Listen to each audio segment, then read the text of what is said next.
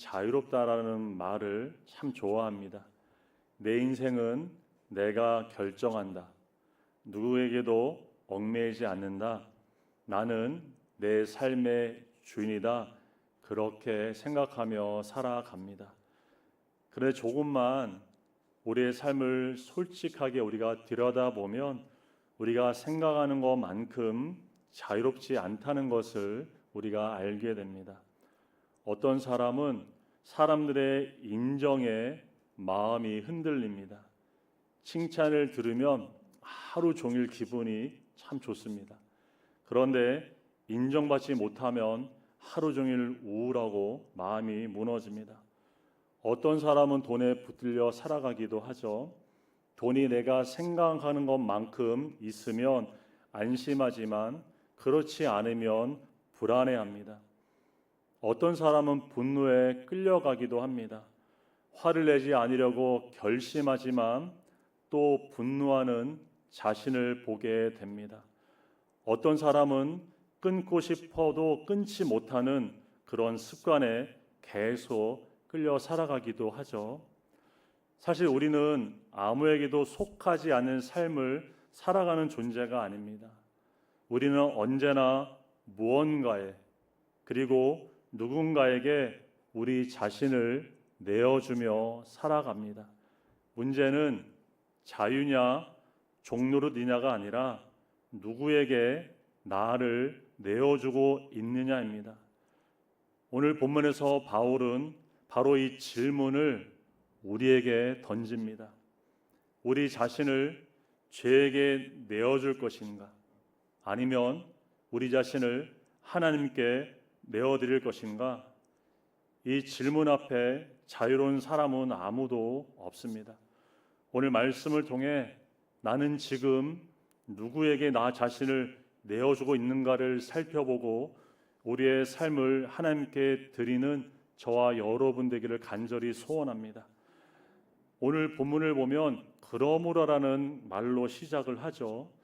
바울은 앞서 로마서 6장 1절에서 은혜를 더하게 하려고 죄에 거하겠느냐라는 질문을 한 후에 그는 단호하게 그럴 수 없다고 말합니다. 왜냐하면 예수 그리스도와 연합한 우리는 죄에 대하여 죽고 하나님에 대하여 살아있는 자가 되었기 때문입니다. 그래서 11절에서는 너희 자신을 죄에 대하여 죽은 자요 그리스도 예수 안에서 하나님께 대하여는 살아있는 자로 여길지어다 이렇게 말씀을 합니다. 그리고 이제 12절에서 그러므로라는 말을 통해서 앞에서 설명한 이 진리의 교훈을 우리의 실제 삶에 어떻게 적용해야 하는지를 오늘 본문에서 말씀을 합니다. 12절을 다 함께 보시겠습니다. 그러므로 너희는 죄가 너희 죽을 몸을 지배하지 못하게 하여 몸의 사욕에 순종하지 말고 말씀을 하죠. 먼저 죄가 더 이상 우리 몸을 지배하지 못하게 하라고 말씀을 합니다. 여기서 지배하다라는 것은 왕노릇하다라는 뜻입니다. 죄가 다시 우리의 주인이 되어서 우리의 생각과 말과 행동을 다스리지 못하게 하라는 것입니다. 우리는 예수 그리스도를 믿기 전에 죄의 종노릇하면서 우리는 살았습니다. 죄가 우리의 주인이었고 우리는 죄가 이끈 대로 살아갔습니다. 그러나 예수 그리스도를 믿는 우리는 더 이상 죄의 종이 아닙니다. 로마서 6장 6절은 이렇게 말씀합니다. 우리가 알거니와 우리의 옛사람이 예수와 함께 십자가에 못 박힌 것은 죄의 몸이 죽어 다시는 우리가 죄에게 종노릇하지 아니하려 함이다 말씀을 하죠. 예수 그리스도를 믿을 때 우리의 옛사람은 그리스도와 함께 십자가에 못 박혔습니다. 죄의 지배 아래 있던 옛사람이 그리스도와 함께 죽은 것이죠. 예수 그리스도께서 십자가에서 죽으신 것은 우리의 죄를 용서하시기 위해서일 뿐만 아니라 우리가 다시는 죄에게 종노릇하지 않게 하시기 위함입니다. 우리는 그리스도와 함께 죽음으로 죄의 지배에서 벗어났습니다. 이것이 바로 그리스도인의 정체성입니다. 근데 우리가 살아가면 어떻습니까? 우리 현실은 어떠죠? 여전히 우리는 죄의 유혹을 받으며 살아갑니다. 죄의 지배에서는 벗어났지만 여전히 우리는 죄의 유혹과 싸우며 살아가고 있습니다. 죄는 우리의 욕망을 계속 자극해서 다시 우리를 죄 아래 지배하려고 합니다. 그러나 중요한 것은 이제 우리는 그 욕망에 반드시 순종해야 하는 죄의 종이 아니라는 사실입니다. 그래서 본문은 몸의 사욕을 순종하지 말라고 말씀을 하고 있습니다. 여기서 사욕은 우리 안에서 일어나는 죄악된 욕망을 말합니다. 예수님을 믿고 난 후에도 우리 안에 여전히 죄악된 욕망이 일어납니다. 때로는 몹시 분노하기도 하고 또 욕심이 우리 마음을 떠나지 않기도 하며 다른 사람을 미워하며 우리는 살아가기도 합니다. 그런 어떤 생각과 욕망이 우리 안에서 일어나는 것과 실제로 그것을 받아들이고 따라가는 것은 다른 문제입니다. 새가 우리 머리로 날아가는 것 우리가 어떻게 할 수가 없죠. 그러나 새가 우리 머리 위에 앉아서 둥지를 트는 것은 우리는 막을 수 있습니다. 중요한 것은 제 욕망이 일어나는 것 자체가 아니라 그 욕망에 순종하느냐 하지 않느냐입니다. 성경에는 죄의 욕망에 자신을 내어줌으로 죄의 지배를 받은 한 사람이 있습니다. 바로 가인입니다. 가인은 하나님께서 자신과 자신의 예물을 받지 않으시고 동생 아벨과 그의 제물을 받으신 것을 보고 몹시 분노했습니다. 그때 하나님께서 가인에게 이렇게 말씀을 하셨습니다. 창세기 4장 7절입니다. 죄가 문에 엎드려 있느니라 죄가 너를 원하나 너는 죄를 다스릴지니라. 그러 가인이 어떻게 했죠? 이 하나님의 말씀을 그는 듣지 않았습니다. 자신의 마음속에 일어나는 분노를 그는 결국 다스리지 못했고 그 분노에 순종하여 동생 아벨을 그는 죽이고 말았습니다. 죄의 욕망에 계속 우리가 순종하면 그 죄가 우리를 결국에는 지배하게 됩니다. 죄가 우리의 생각을 지배하고 우리의 감정을 지배하고 우리의 말과 우리의 행동과 더나 우리의 삶 전체를 지배하게 됩니다. 그러나 우리는 더 이상 죄의 종이 아닙니다. 예수 그리스도께서 십자가에서 죽으심으로 우리를 죄의 권세에서 모두 해방시켜 주었습니다. 그러므로 죄가 다시 우리의 삶에서 왕노릇하도록 우리는 내버려 두어서는 안 됩니다. 우리는 이제 죄에게 순종할 사람이 아니기 때문입니다. 이어서 바울은 우리의 몸을 그러면 실제로 어떻게 사용해야 되는지를 말하고 있습니다. 13절을 보시겠습니다. 또한 너희 지체를 불의의 무기로 죄에게 내주지 말고, 바울은 우리의 지체를 뭐라고 말합니까? 무기라고 그렇게 말하고 있죠. 무기는 누구의 손에 들려 있느냐에 따라서 그 쓰임과 용도가 달라집니다. 만약 칼이 강도의 손에 들려있으면 어떻게 될까요? 사람을 해치는 악의 도구가 되지만 만약 그 칼이 의사의 손에 들려지면 사람을 살리는 의의 도구가 될 수 있습니다. 마찬가지로 하나님께서 우리에게 주신 몸도 누구에게 내어주느냐에 따라서 전혀 다르게 사용될 수 있음을 성경 우리에게 말씀을 합니다. 우리의 입을 죄에게 내어주면 어떻게 되겠습니까? 우리의 불의의 무기가 될 수 있겠죠. 다른 사람을 험담하게 되고 거짓말을 하게 되고 상처 주는 말을 우리 입은 하게 될 것입니다. 우리의 눈을 죄에게 내어주면 보지 말할 것들을 계속 보게 되고 또 세상의 욕망을 쫓는데 우리의 눈이 사용될 수 있을 것입니다. 우리의 손을 죄에게 내어주면 나의 욕심을 채운 일에 사용될 수 있고, 우리의 발을 죄에게 내어주면 우리가 가지 말할 곳으로 우리를 데려갈 수 있습니다. 그래서 바울은 너의 지체를 불의의 무기로 죄에게 내어주지 말라고 그렇게 권면하고 있습니다. 죄는 우리를 아무런 선택 없이 억지로 끌고 가는 것이 아닙니다.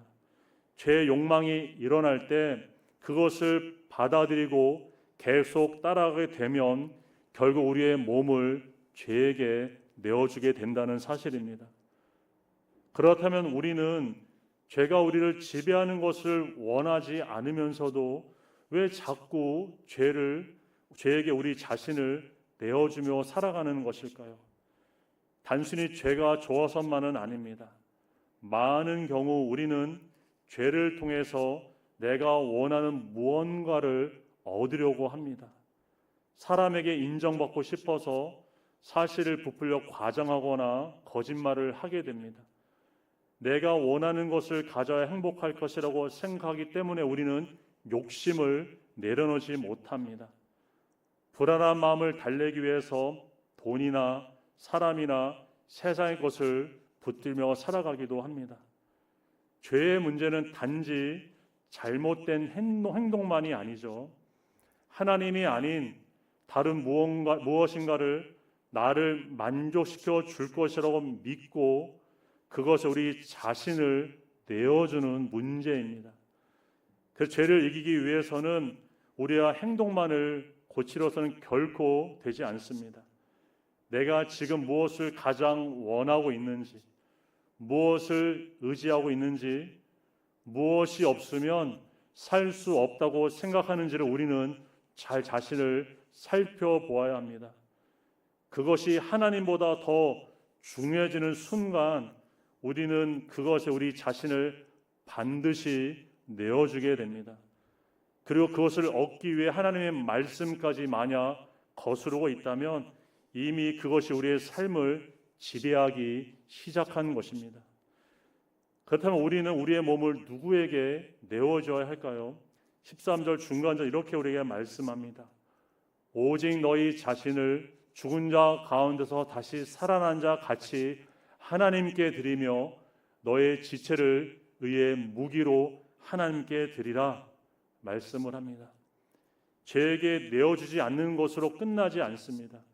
하나님께 우리 자신을 드려야 하고 우리의 몸을 의의 무기로 우리는 하나님께 드려야 합니다. 우리의 입술을 하나님께 드리면 어떻게 됩니까? 낙심과 있는 사람에게 위로의 말을 전해주겠죠. 믿지 않은 사람에게 복음을 전하고 하나님을 찬양하는데 우리의 입술이 거룩하게 드려질 것입니다. 우리의 손을 하나님께 드리면 어려운 사람을 돕고 다른 사람을 섬기는 손이 되겠죠. 우리의 발을 하나님께 드리면 도움이 필요한 사람을 찾아가게 되고 복음이 필요한 사람에게 우리의 발이 또 그곳에 가게 되고 하나님 나라를 위해 우리는 쓰임받게 될 것입니다. 이렇게 우리의 몸을 하나님께 드릴 때 우리의 모든 지체가 의의 무기가 됩니다. 중요한 것은 우리의 몸을 누구에게 내어주느냐입니다. 같은 입술이고 같은 손이고 같은 발입니다. 그러나 누구에게 내어주냐에 따라서 그 쓰임은 완전히 달라지게 됩니다. 죄에게 내어주면 반드시 불의의 무기가 되지만 하나님께 드리면 우리는 의의 무기가 됩니다. 더 나아가 우리의 시간도 물질도 재능도 하나님께 드릴 때 우리의 삶 전체가 하나님 나라의 쓰임받는 의의 도가 될 수 있는 줄 믿습니다. 그렇다면 우리는 어떻게 우리 자신을 하나님께 드려야 할까요? 바울은 죽은 자 가운데서 다시 살아난 자같이 하나님께 드리라 그렇게 권면을 했습니다. 다시 말해 우리가 누구인가를 기억하고 그 정체성에 맞게 자신을 하나님께 드리라는 것입니다. 우리는 예수 그리스도와 연합하여 죄에 대하여 죽고 하나님께 대하여 살아난 사람들입니다. 내가 누구인가 분명히 알고 그 신분에 맞게 우리는 살아가야 된다는 것입니다. 죄의 유혹에 자꾸 넘어지는 이유는 우리가 그리스도 안에서 어떤 사람이 되었는지를 우리가 잊어버리기 때문입니다. 우리는 더 이상 죄의 종이 아닙니다. 예수님께 속량받았고 죄의 지배에서 해방되었으며 하나님께 속한 거룩한 사람이 되었습니다. 그러므로 죄의 유혹이 찾아올 때 단지 하지 말아야지라고 결심하는 것으로 충분하지 않습니다. 우리는 내가 누구인가를 기억하며 살아야 합니다. 나는 더 이상 죄의 종이 아니다. 나는 그리스도께 속한 사람이다. 나는 하나님께 대하여 살아있는 사람이다. 우리 한번 다 함께 고백해 볼까요? 나는 더 이상 죄의 종이 아니다. 더 크게 하면 좋을 것 같아요. 나는 그리스도께 속한 사람이다. 나는 하나님께 대하여 살아있는 사람이다. 아멘입니까? 우리가 누구인지를 우리는 결코 잊지 않기를 간절히 소원합니다. 우리가 죽은 자 가운데서 다시 살아난 자라는 사실을 정말 믿는다면 하나님께 자신을 드리는 것이 우린 단지 의무로만 느껴지지 않습니다. 오히려 나를 살려주신 하나님께 나 자신을 드리고 싶은 마음이 우리 안에서 일어나게 되겠죠. 우리가 한번 생각해 보기를 원합니다. 우리는 본래 죄 안에 있던 사람들이었습니다. 죄가 우리의 주인이었고 죄가 이끄는데 우리는 살아가던 존재들이었습니다. 에베소 2장 3절은 우리의 이전 모습을 이렇게 우리에게 말합니다. 전에는 우리도 다 그 가운데서 우리 육체의 욕심을 따라 지내며 육체와 마음에 원하는 것을 하여 다른 이들과 같이 본질상 진노의 자녀들이었더니 이것이 예수 그리스도를 만나기 전에 우리의 모습이었습니다. 우리는 육체와 마음이 원하는 대로 살아가는 것을 자유라고 생각하며 살아갔습니다. 그러나 성경은 그것이 자유라고 말하고 있지 않죠. 오히려 죄의 욕망을 따라가는 죄의 종이었다고 성경은 말씀을 합니다. 그런데 공의를 풍성하신 하나님께서 그런 우리를 그리스도와 함께 살려주셨습니다. 에베소 2장 4절 5절 말씀 우리 다 함께 한번 고백해 보도록 하겠습니다. 긍휼이 풍성하신 하나님이 우리를 사랑하신 그 큰 사랑을 인하여 허물로 죽은 우리를 그리스도와 함께 살리셨고 아멘. 우리는 죽어있던 자들이었지만 하나님의 그 크신 사랑으로 그리스도와 함께 살아난 자가 되었습니다. 지금 우리가 누리고 있는 이 생명은 하나님께 주신 생명입니다. 이 사실을 깊이 깨닫는다면 우리의 고백이 달라질 수밖에 없겠죠. 하나님, 나를 이렇게 살려주셨는데 이제 내가 누구를 위해 살아야겠습니까? 나를 위해 생명을 주신 주님을 위해 살겠습니다. 주님께서 주신 이 생명을 다시 주님께 드리겠습니다. 이렇게 고백하고 살아가는 삶이 하나님께 드려지는 삶인 줄 믿습니다. 하나님께 자신을 드리는 것은 하나님께 무언가를 받아내기 위한 거래가 아닙니다. 하나님, 제가 이렇게 헌신하겠으니 저에게 복을 주십시오라고 하는 것이 아닙니다. 또 하나님께 인정받고 사랑받기 위해서 우리 자신을 드리는 것도 아닙니다. 이미 받은 하나님의 사랑이 너무나 크기 때문에 우리는 하나님께 우리 자신을 드립니다. 이것이 사랑받은 사람의 헌신입니다. 그래서 그리스도의 헌신에는 감사가 있고 기쁨이 있습니다. 신앙생활이 점점 무겁게 의무처럼 느껴지는 순간들이 우리의 삶에 찾아올 때가 있습니다. 이것도 해야 되고 저것은 하지 말아야 하고 이것도 지켜야 하고 뭔가 많은 것을 해야 하는 그러한 의무감이 우리 마음에 이렇게 찾아올 때가 있습니다. 그렇게 신앙생활을 하다 보면 어느 순간 신앙은 기쁨이 아니라 무거운 짐처럼 느껴지기도 하죠. 그럴 때 우리는 무엇을 더 해야 할지를 생각하기 전에 하나님께서 나를 위해 무엇을 하셨는지를 다시 바라볼 수 있어야 합니다. 나를 위해 십자가에서 죽으신 예수 그리스도를 바라보는 것입니다. 죽어있던 나에게 새 생명을 주신 하나님의 크신 사랑을 바라보는 것입니다. 그 사랑을 깊이 알면 무엇을 하지 말아야 합니까? 라는 그 질문에 우리는 한 걸음 더 나아가는 삶을 살게 됩니다. 주님, 이제 제가 무엇을 주님께 드릴 수 있습니까? 우리 이렇게 묻게 되겠죠. 그래서 바울은 죄에게 내어주지 말라고만 하고 있지 않고 하나님께 드리라고 그렇게 말하고 있습니다. 죄를 피하는 것으로 끝나는 것이 아니라 우리를 살리신 하나님께 우리의 삶을 우리는 적극적으로 드릴 수 있어야 합니다. 우리는 죽은 자 가운데서 다시 살아난 삶을 알기에 하나님께 우리 자신을 드리며 오늘도 살아갑니다. 그러나 억지가 아니라 감사로 드립니다. 마지 못해서가 아니라 기쁨으로 우리는 드립니다. 하나님께 사랑받기 위해서가 아니라 이미 받은 그 큰 사랑 때문에 우리 자신을 우리는 하나님께 기쁨으로 감사함으로 드립니다. 이제 바울은 마지막으로 우리 자신을 하나님께 드리며 살아갈 수 있는 이유와 힘이 무엇인지 말합니다. 14절을 보시겠습니다. 제가 너희를 주장하지 못하리니 이는 너희가 법 아래 있지 아니하고 은혜 아래에 있음이라. 여기서 바울은 놀라운 선언을 하죠. 제가 너희를 주장하지 못하리라 그는 선언을 합니다. 앞서 12절에서는 제가 너희 죽을 몸을 지배하지 못하게 하라고 명령했다면 14절에서는 제가 너희를 주장하지 못할 것이다 그렇게 선언을 했습니다. 왜 그렇습니까? 우리 모두는 하나님의 은혜 아래 있기 때문입니다. 우리는 더 이상 죄와 홀로 싸우는 사람이 아닙니다. 예수 그리스도의 십자가 부활로 죄의 권세에서 해방된 사람들이죠. 죄는 여전히 우리를 유혹합니다. 때로는 그 유혹이 너무나 강해서 우리는 넘어지기도 합니다. 그러나 죄는 더 이상 우리의 주인이 아닙니다. 죄가 우리를 유혹할 수 있어도 우리를 지배할 권리는 더 이상 없습니다. 이것이 은혜 아래 있는 사람의 삶입니다. 은혜는 죄의 지배에서 벗어나 하나님께 순종하며 살아갈 수 있는 우리의 능력이 되고 힘이 되는 줄 믿습니다.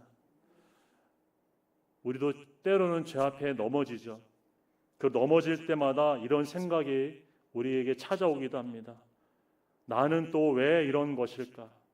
나는 정말 변화할 수 없는 것일까? 그러나 그때 우리는 우리의 실패를 바라보지 않기를 바랍니다. 나를 붙들고 있는 하나님의 은혜를 우리는 바라볼 수 있기를 원합니다.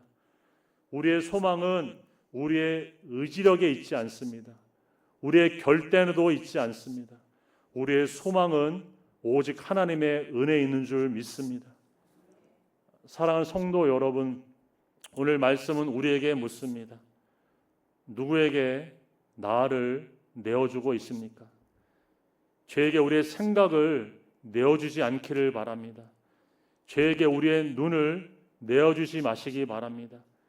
죄에게 우리의 입술과 손과 발을 내어주지 마시기 바랍니다. 우리는 더 이상 죄의 종이 아닙니다. 우리는 그리스도의 피로 속량받은 사람들입니다. 우리는 죄 가운데서 다시 살아난 사람들이고 무엇보다 우리는 은혜 안에 살아가는 사람들입니다. 그럼 이제 우리 자신을 하나님께 드립시다. 우리의 모든 지체를 의의 무기로 하나님께 드립시다. 주님께서 우리를 살려주셨으니 우리의 삶을 주님께 드립시다. 주님께서 우리의 마음을 새롭게 해주셨으니 우리의 마음과 생각을 주님께 온전히 드립시다.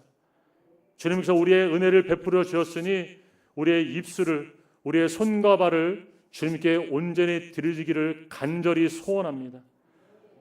우리의 인생은 더 이상 죄의 것이 아닙니다. 우리의 인생은 더 이상 나만의 것도 아닙니다. 우리는 그리스도에 속한 주님의 사람들입니다. 우리를 죽으시고 다시 살아나신 예수 그리스도께서 오늘도 저와 여러분을 붙들어주고 계십니다. 죄가 아니라 하나님의 은혜가 우리를 다스리게 하고 우리를 위해 자신을 내어주신 예수 그리스도를 온전히 바라보며 날마다 의의 무기로 하나님께 드려지는 저와 여러분의 복된 삶이 되기를 주님의 이름으로 축원드립니다. 다 함께 기도하시겠습니다. 사랑과 은혜가 풍성하신 하나님 감사를 드립니다. 오늘 말씀을 통하여 우리가 누구에게 우리 자신을 내어주며 살아오고 있는지를 다시 한번 돌아보게 하시니 감사를 드립니다. 하나님, 우리는 더 이상 죄의 종이 아니며 예수 그리스도 안에서 죄에 대하여 죽고 하나님에 대하여 살아있는 자가 되었음을 믿습니다. 하나님, 그러나 여전히 우리는 죄에게 넘어지고 우리의 생각과 말과 행동을 죄에게 내어주며 살았던 우리의 연약한 모습을 회개하며 용서를 구하오니 하나님, 우리를 긍휼히 여겨 주시옵소서. 죄가 다시 우리의 삶에서 왕노릇하지 못하게 하시고 제 욕망이 우리 안에 일어날 때마다 그 욕망에 순종하지 않도록 우리를 붙들어 주시옵소서. 우리가 그리스도 안에서 누구인지를 잊지 않게 하시고 나는 더 이상 죄의 종이 아니며 그리스도에 속한 사람이며 하나님께 살아있는 사람임을 늘 기록하며 승리하며 살아갈 수 있도록 인도하여 주시옵소서. 하나님, 이제 우리 자신을 주님께 온전히 드리기를 원합니다. 우리의 마음과 생각을 주님께 드리며 우리 입술과 손과 발을 주님께 드립니다. 우리의 시간과 물질과 재능을 주님께 드려오니 우리의 모든 지체가, 우리의 모든 삶이 불의의 무기가 아니라 의의 무기로 하나님께 우리 모두가 귀하게 쓰임받을 수 있도록 은혜 더하여 주시옵소서. 하나님, 특별히 질병과 있는 성도들을 기억하여 주시옵소서. 육신의 약함으로 고통받는 이들에게 치료의 은혜를 베풀어 주시옵고 마음이 상하고 지친 심령에게 하늘의 위로와 새 힘을 이 시간 크게 더하여 주시옵소서. 우리의 모든 삶을 주님께 드리오며 우리를 위해 자신을 내어주신 예수 그리스도의 이름으로 간절히 기도드리옵나이다. 아멘.